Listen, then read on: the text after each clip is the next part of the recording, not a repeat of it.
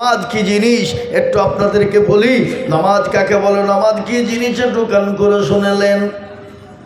প্যারা নবী দুনিয়া থেকে যেদিন চলে যাবেন, দরদি বাপ মুসলমান সোনারে আমার, বিশ্ব নবী কোনো বিবির কথা বলে নাই, ছেলে মেয়ের কথা বলে নাই, আত্মীয় স্বজনের কথা বলে নাই।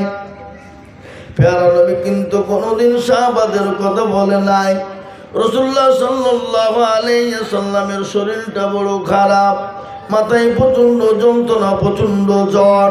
বিশ্ব নবী দুনিয়া থেকে বিদায় হয়ে যাবেন। আল্লাহ নবী সাল্লাল্লাহু আলাইহি ওয়াসাল্লাম আয়েশাকে বললেন, আয়েশা রে, এটা কোন সময়? বলে, ইয়া রাসূলুল্লাহ, এটা হলো আসরের টাইম। বলে, আয়েশা, একটাবার আমাকে মসজিদে নববীর দিকে মাথাটা উঁচু করে দাও। মাথাটা উঁচু করে দেওয়া হলো। প্যারা নবী সাল্লাল্লাহু আলাইহি ওয়াসাল্লাম মাথাখানা উঁচু করা হলো।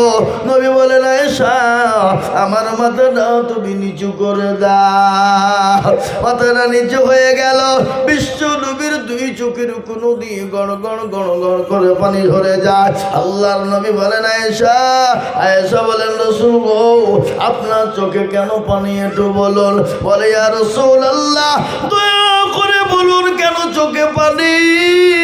রাসূল বললেন, আয়েশা, ওরে আমার আয়েশা, এটা আমার সুখের পানি, দুঃখের পানি নয়। মা আয়েশা বললেন, ইয়া রাসূলুল্লাহ, চোখের পানি আবার সুখের হয়। বলে, আয়েশা, কখনো কখনো সময় সুখের হয়ে যায়। বলে, কি করে হয়? বলে, আয়েশা, এই নামাজ কায়েম করার জন্যে, এই নামাজকে আমি দুনিয়ার জমিনে কায়েম করার জন্যে, দিনকে প্রতিষ্ঠিত করার জন্যে তায়েফের ময়দানে রক্ত দিলাম, উহুদের প্রান্তে দান্দার মোবারক শহীদ করলাম। বলে, আয়েশা,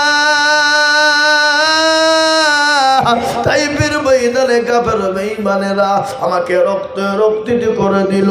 ওরে আয়েশা, আমি যখন নামাজে দাঁড়িয়ে নামাজ পড়তাম, কাফের বেঈমানেরা আমার পেছন থেকে ভোরে উঠের ভুঁড়ি চাপিয়ে দিত। খালি আয়েশা তাই নয়,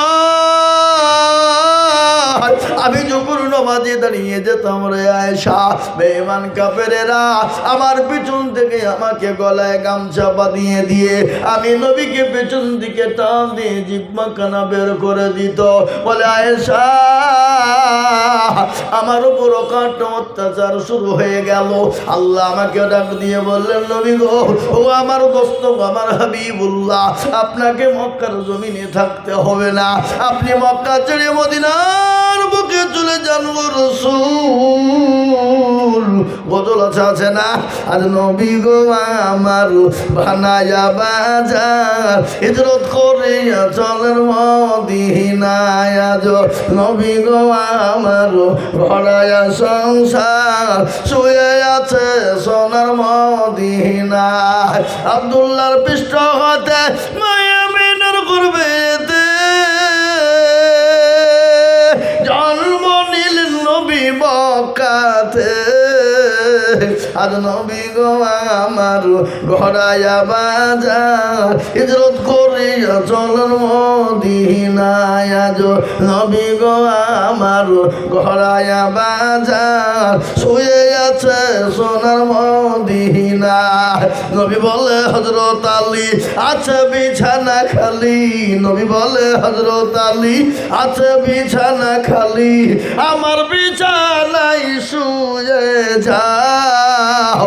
আজ নবী গো আমার ঘরায়া বাজার, শুয়ে আছে সোনার মদিনায়। আজ নবী গো আমার বানায়া সংসার, হিজরত করিয়া চলেন মদিনায়। নবী উম্মতের লাগিয়া কান্দিয়া কান্দিয়া, নবী উম্মতের লাগিয়া কান্দিয়া কান্দিয়া বেকুল হয়ে রইল মদিনায়। আর নবী গো আমার ঘরায়া বাজার, হিজরত করিয়া চলেন মদিনায়। আজ নবী গো আমার বানায়া সংসার, শুয়ে আছে সোনার মদিনায়। ওই নবীর নামে দরুদ পড়িলে দুরুদ পড়িলে হাবিয়ে দু যখনই ভেজায় আর নবী গো আমার ঘরায়া বাজার শুয়ে আছে সোনার মদিনায় আজ নবী গো আমার বানায়া বাজার হিজরত করিয়া চলেন মদিনায়। ও মুসলমান দরদি, প্যারা নবী মক্কা ছেড়ে মদিনার পথে গেলেন এই নামাজকে কায়েম করতে গিয়ে, দিনকে কায়েম করতে গিয়ে। তাই আল্লাহর নবী মা এসাকে বলছে, না এসারে এই নামাজের জন্য আমি নবী কত কষ্ট করেছি, কত মার খেয়েছি তায়েফের ময়দানে। কাফেররা আমার উপর কাট অত্যাচার করেছে, আমাকে নিজের জন্মভূমি ত্যাগ করে মক্কা ছেড়ে মদিনার পথে চলে যেতে হয়েছে। ওরে আয়েশা, আমি নবী দুনিয়া থেকে বিদায় হয়ে যাব, আমি রসুল দুনিয়া থেকে চলে যাব, কিন্তু আমার উম্মতি যারা হবে, আমার সাহাবা যারা হবে, তারা এই নামাজকে কিয়ামত পর্যন্ত আদায় করবে। সেই মুসলমান নামাজ পড়ে না, সেই মুসলমান নামাজের ধারে ধারে না, সেই মুসলমান মসজিদমুখী হতে পারে না, সেই মুসলমান আল্লাহমুখী হতে পারে না, আল্লাহর দিনকে মেনে নিতে পারে না, আল্লাহর কোরআনকে মেনে নিতে পারে না। আজ আমি আপনাদেরকে বলবো, বাপ, আজকে যদি আমরা দিনওয়ালা হয়ে যেতাম, কোরআনওয়ালা ইমানওয়ালা হয়ে যেতাম, মসজিদমুখী দিনমুখী হয়ে যেতাম রে বাবা, আজ আল্লাহ আমাদের উপরে হেফাজত করত, আজ আল্লাহ আমাদের কাছ থেকে মুখটা ফিরিয়ে নিয়েছে। নামাজ নাই আমাদের ভিতরে, আল্লাহর বিধান আমাদের ভিতরে নেই, নামাজ আমাদের ভিতরে নেই। এই জন্য আজকে আমাদের মুসলমানদের বড় দুর্দিন। যারা বলো ঠিক না, কথা বলেন ঠিক না বে ঠিক। আর কিয়ামতের দিন আল্লাহর জান্নাতে তারা যেতে পারবে না যাদের ভিতরে কোনো নামাজ নেই। কাফেরের সঙ্গে মুসলমানের পার্থক্য কিসে? জোরে বলুন, জোরে বলুন না কেন?